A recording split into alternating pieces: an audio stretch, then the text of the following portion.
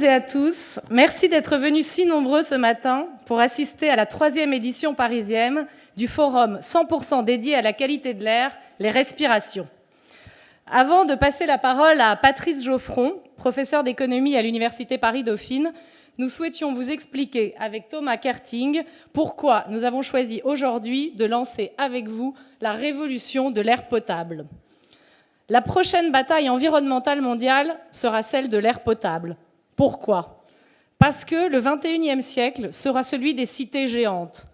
Parce qu'aujourd'hui, déjà, selon l'OMS, 80% des populations urbaines respirent un air pollué.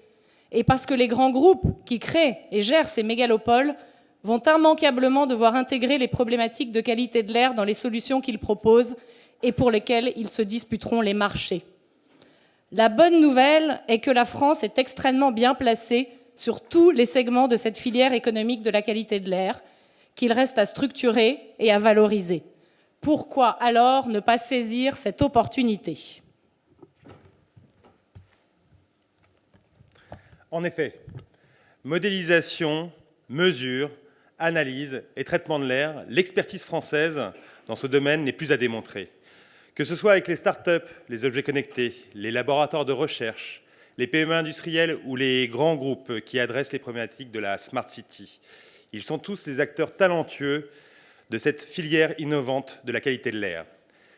Très peu cartographiée, elle représente pourtant une formidable opportunité de croissance et d'emploi en France et à l'international. Pour relever ce défi de l'air potable, nous devons cependant changer de paradigme et penser l'air comme une infrastructure, une ressource, au même titre que l'eau, et l'intégrer en amont de toutes les réflexions de la ville de demain. Sans vision globale, comment faire adhérer les populations et évoluer les organisations ? Au lieu d'opposer les acteurs, en jouant sur les clivages idéologiques, rassemblons-les autour d'un projet commun, tourné vers les industries, vers les générations futures et pensé pour préserver la qualité de l'air. Mutation industrielle, coworking, mobilité, agriculture en ville, révolution de la data, etc. Repensons nos modes de vie, de production et de consommation. Pour mobiliser, ayons le courage de réinventer. 4 temps forts dans cette journée pour lancer avec vous cette révolution de l'air potable. Une première session dédiée aux enjeux sanitaires et à l'état de la connaissance en matière de maladies liées à la pollution de l'air. Une seconde session liée aux problématiques de la qualité de l'air intérieur et du bâtiment respirable. Une troisième session centrée sur l'air extérieur et la ville intelligente mais respirable. Un débat ensuite intitulé « Vers une diplomatie écologique » qui réunira Hubert Védrine, ancien ministre des Affaires étrangères, et Pascal Canfin, directeur général du WWF. Nouveauté enfin cette année, des sessions très courtes de 3 minutes dédiées à des pitchs start-up et des pitchs innovation. Nous vous souhaitons à toutes et tous, pour cette révolution de l'air potable, une très bonne et instructive journée qui, nous l'espérons, sera force de proposition. Et laissons la place à Patrice Geoffron. Merci.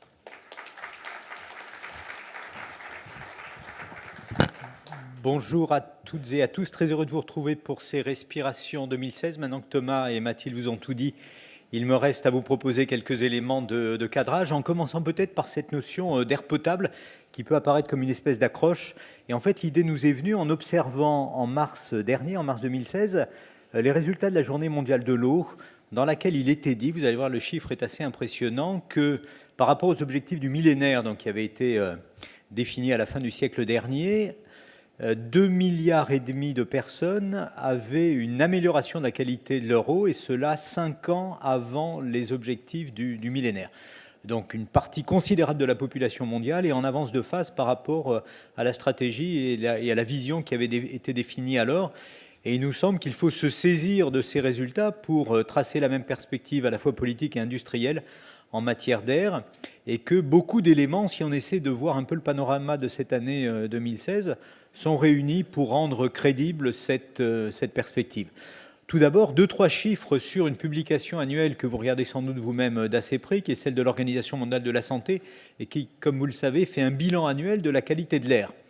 Première observation, les évolutions de ces dernières années confortent la nécessité de développer ce modèle de l'air potable. 8% de la population mondiale, en plus, au cours de ces 5 dernières années, est exposée à un air qui n'est pas de qualité satisfaisante par rapport aux données de l'OMS.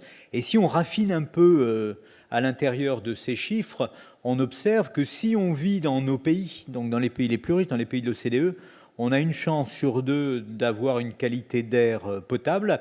Si on vit dans les pays à faible revenu ou à revenu moyen, on a 100% de chance ou de malchance d'être exposé à un air non potable.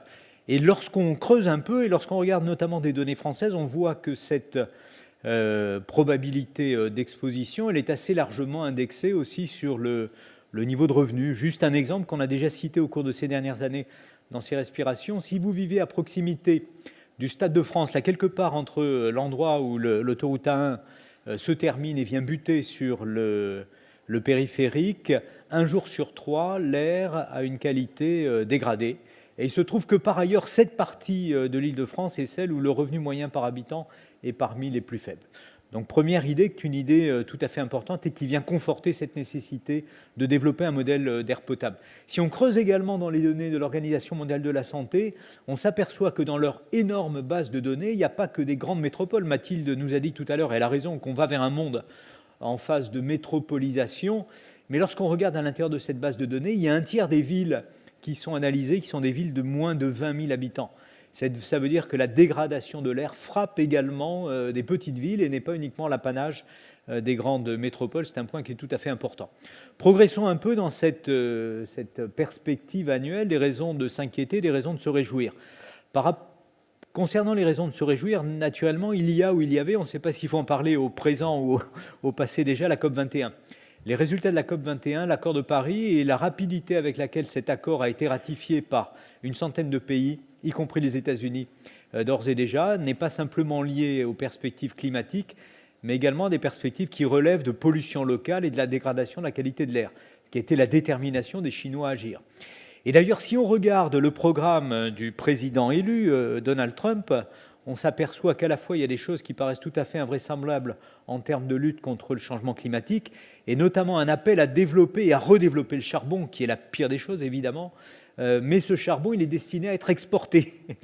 Et le charbon américain, eh bien, Donald Trump le réserve à l'Asie et notamment aux Chinois.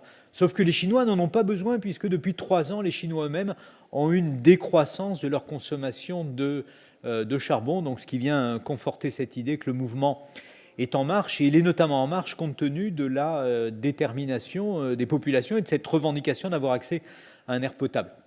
Alors, il y a aussi des signaux faibles qui naturellement n'ont pas la même portée, mais qui vont dans le même sens. On a pu observer au début de cette année, je crois que c'est au mois de mars, en tout cas au printemps, que la municipalité de New Delhi a intimé l'ordre à ses taxis de passer du diesel au gaz naturel.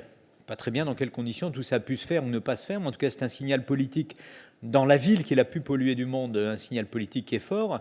Et puis plus proche de nous, on a pu observer qu'un certain nombre de grandes villes, parmi lesquelles Paris, Madrid, Stockholm, un certain nombre de villes de premier rang, se retournaient à l'encontre de la Commission européenne qui avait modifié les seuils de pollution pour les véhicules. Et donc ces points de tension eh bien, témoignent, si on veut les considérer positivement, de cet accouchement un peu difficile de ce modèle d'air potable. Venons-en peut-être maintenant à la France avec 2-3 observations pour faire écho à ce qui vous a été dit en préambule par Mathilde et Thomas. Premièrement, il nous semble que beaucoup d'éléments sont réunis pour parvenir à faire émerger un modèle de l'air français, si on peut dire, à l'image de ce qu'est le modèle de l'eau. Et comme vous le savez, la capacité des grandes entreprises, mais pas uniquement françaises dans ce domaine, leur a permis d'accéder à des marchés importants à l'international et puis de concourir assez fortement à cette amélioration de l'accès à une eau potable que je mentionnais. Encore une fois, plus de 2,5 milliards de personnes qui ont vu leurs conditions d'accès à l'eau s'améliorer. Et il nous semble que dans ce domaine, il suffit de franchir cette paroi pour se convaincre que beaucoup des savoir-faire pour faire émerger ce modèle de l'air français sont ici réunis. On voit progresser et puis s'étendre le champ de cet espace d'exposition chaque année, ce qui est une manière de témoigner de cette évolution. Alors ce secteur est Et Thomas l'a dit, il n'est pas cartographié, il n'est pas organisé, mais il nous semble qu'il est en phase d'émergence et qu'il est intéressant de s'y intéresser dès à présent. Tout dernier élément et tout dernier chiffre, il y en aura beaucoup dans cette journée, il me semble que ce dernier mérite d'être porté à votre attention pour mesurer l'importance économique de ce qui se joue pour une économie comme la France. Il ne vous a pas échappé que nous sommes dans une période de débat présidentiel, alors qui est plutôt orienté à l'heure actuelle à droite et au centre, et puis on verra ce qu'il en est au centre-gauche et à gauche ultérieurement. Dans le cas des primaires de la droite et du centre, tous les candidats se sont engagés à faire des économies, au terme de la mandature de 5 années, des économies de l'ordre de 100 milliards d'euros. Donc ça veut dire 100 milliards d'euros de dépenses publiques en moins, et dans lesquelles il va falloir trouver des solutions. Je suis prof dans une université, donc ils iront sans doute chercher peut-être un peu du côté de l'éducation, un peu du côté du système de santé, et puis dans des tas de domaines. Et pour notre collectivité, si nous allons dans cette direction, à l'évidence, ce sera un effort considérable. Il se trouve que ces 100 milliards, c'est à l'euro près, si on veut dire, en tout cas au milliard près, l'évaluation par le Sénat, dans son rapport qui a été publié il y a 2 ans de mémoire, sur le coût pour la collectivité française de la dégradation de la qualité de l'air. Nous ne sommes pas le pays européen qui subit le plus de coûts dans ce domaine. 100 milliards d'euros à aller gratter en améliorant la qualité de l'air, et avec naturellement des réductions de dépenses pour le système de santé, une amélioration de la productivité des entreprises, une amélioration de la productivité agricole, et toute une série de bénéfices qui mériteraient d'être inscrits dans un programme politique présidentiel très ambitieux, ce dont nous ne finirons pas de nous convaincre au fil de cette journée. Je redonne la parole à Thomas, mais qui regarde ses SMS ou qui est en train de tweeter, en vous remerciant, et pour ce qui me concerne, en vous donnant rendez-vous à la première table ronde de cet après-midi que j'aurai le plaisir d'animer. Voilà, bonne respiration, merci beaucoup. Nous souhaiterions maintenant accueillir Bernard Jomier, adjoint à la mairie de Paris, chargé de la santé, du handicap et des relations avec l'AP-HP. Je vous rappelle que la mairie de Paris est un partenaire privilégié de notre forum, qu'elle soutient activement depuis sa première édition parisienne. Merci beaucoup.